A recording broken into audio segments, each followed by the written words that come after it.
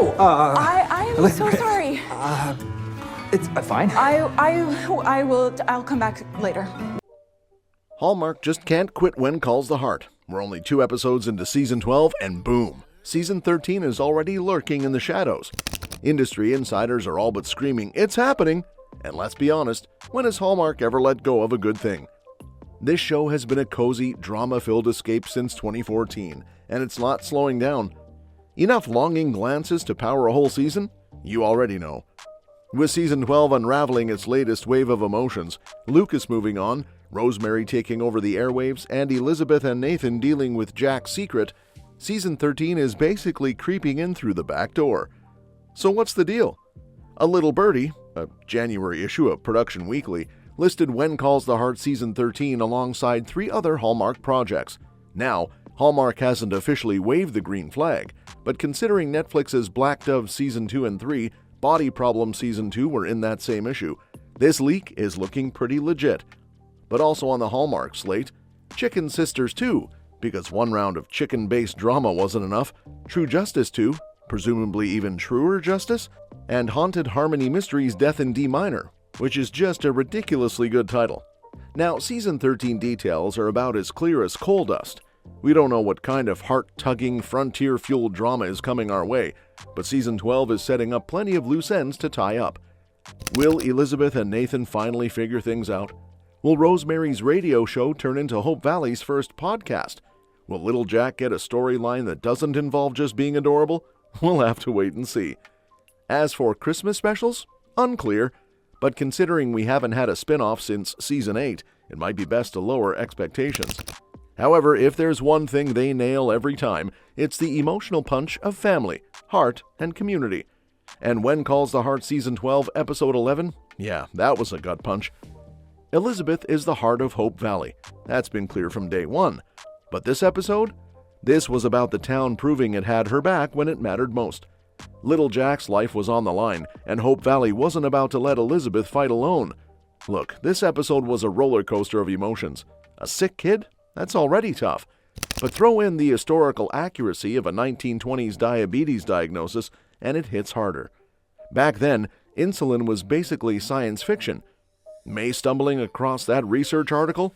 That was the closest thing they had to hope. Elizabeth questioning herself felt real. As someone who knows diabetes firsthand, I get it. Even now, in a world of Google and constant medical advancements, symptoms get overlooked. Hunger and exhaustion? Could be diabetes. Could be just another Tuesday. So imagine trying to figure that out a century ago. And this is where the show shines. Hope Valley stepping up. May and Mike racing to Toronto. Rosemary helping Elizabeth craft a desperate plea to the doctor. Organizing a meal train so Elizabeth wouldn't have to cook? Genius. A small-town community doing what small towns do best, showing up when it counts. The most gut-wrenching moment? The hospital refusing to send medicine for just one patient, because, yeah, life back then was that brutal. But Faith and Rosemary? They weren't about to let bureaucracy win. If they needed 10 patients to justify the medicine, they'd find them. This episode wasn't just emotional, it was a masterclass in writing tight, high-stakes drama without losing the heart. Hallmark might be known for cozy stories, but this was a reminder. When they want to, they can hit you right in the soul. 12 seasons. That's how long When Calls the Heart has been charming audiences, which is basically forever in TV years. In an age where shows get canceled faster than you can say low ratings, this one just keeps on going. Why? Simple. Aaron Krakow. Jack Wagner, who plays Bill Avery, didn't mince words when he gave her credit. The man's been on Melrose Place and The Bold and the Beautiful, so he knows a thing or two about hit shows. Wagner put it best. When people love and root for the lead, they invest. They feel like they know them. And if there's one thing Hardys, yes, the fandom has a name, are known for, it's their loyalty. They're not just watching Elizabeth Thornton's story, they're living it. Now here's the million-dollar question. Could the show go on without Elizabeth? Creator Brian Bird says yes, but he also really hopes they never have to find out. Elizabeth isn't just the heart of When Calls the Heart, she is the heart.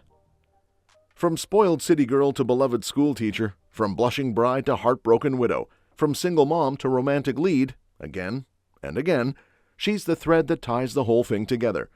She had her epic love story with Mountie Jack Thornton. Then, in classic TV heartbreak fashion, he died in a training accident, leaving Elizabeth to raise their son alone. Enter Lucas Bouchard, the charming saloon owner who stole her heart, until she returned the ring. And now, she's all in on Mountie Nathan Grant. And the thing about Erin Krakow is that she makes people care. She's got that magic mix of warmth, charm, and just enough drama to keep things interesting. Wagner nailed it when he said fans invest in her. That's why, after over 130 episodes, they're still here. That's why When Calls the Heart isn't just surviving, it's thriving. But according to some fans, When Calls the Heart has a problem, and it's not just the constant romantic drama. The show has a massive cast, but you wouldn't know it because only 4 people seem to matter. Season 12 started off promising, with a real sense of community. Lucas and Lee pushing the National Park project, Henry and Joseph launching a hazelnut business, Florence and Ned getting caught up in a comic book debate. Even Molly got some long overdue backstory and a new romance with Jed. But before anyone could get too comfortable with this fresh, well-rounded storytelling, the show did what it always does, shoved everyone but Elizabeth, Nathan, Allie, and Rosemary to the sidelines. Nathan and Elizabeth have been at the center of everything since the season began, which would be fine if their storyline wasn't eating the rest of the show alive. The romance is nice. Elizabeth's bond with Allie feels natural as Allie matures, but at what cost? Lee has barely existed this season. Henry, once one of the most compelling characters, has been reduced to a walking advice column. Rosemary, who is usually a delight, has been everywhere, stirring up chaos and dragging Elizabeth into her schemes so often that it's gone from amusing to exhausting. The one time the show really got her right was when she teamed up with Fiona on The Daily Dialogue, a storyline that actually felt fresh and gave her something to do besides meddling in everyone else's business. Henry Gowan has been one of the most fascinating characters for years, but the writers have decided he's now just the wise old man of Hope Valley, doling out life lessons instead of actually doing anything. It looked like he and Joseph might start a business together and mentor some of the kids, which could have been great, but that idea came and went faster than a Hope Valley snowfall. Emily showed real promise as a budding businesswoman, and Henry actually seemed proud of her, but apparently that storyline has been locked in a storage room next to whatever happened to Faith's screen time. Angela Canfield struggles with whether to leave home for a school built for blind students should have been a major arc. This is the kind of representation that almost never makes it to television, but the show has barely touched it. So season 13 is creeping up, and you already know it's bringing more romance, drama, and emotional gut punches. Drop your thoughts in the comments. What do you want to see in season 13? And don't forget to like, subscribe, and hit that bell so you don't miss any updates. Hope Valley never sleeps, and neither do we.